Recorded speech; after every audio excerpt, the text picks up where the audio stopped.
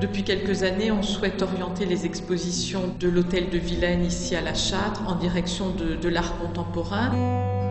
Donc là, c'est une artiste d'origine belge, Monique Donkers, qui a une résidence secondaire, un pied-à-terre ici dans la région, près de La Châtre, à Urcier, qui organise également des stages de modelage et de sculpture.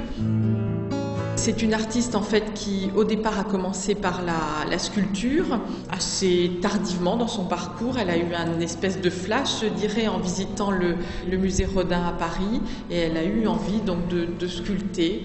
Et puis en 2008, elle a été malade, ce qui l'a empêchée de sculpter tel qu'elle le souhaitait. Donc elle s'est tournée plus vers la peinture.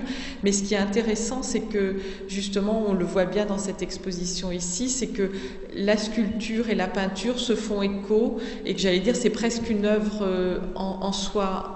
C'est pas d'un côté la peinture et d'un côté la sculpture. Elle traite vraiment les choses de la même manière.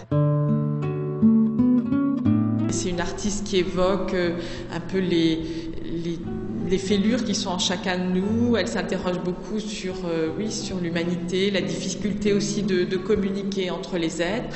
Et puis, on voit aussi qu'elle a été beaucoup marquée dans son œuvre par sa maladie, son cancer, et cette lutte contre la maladie, la mort, qui est évoquée par certaines sculptures ici.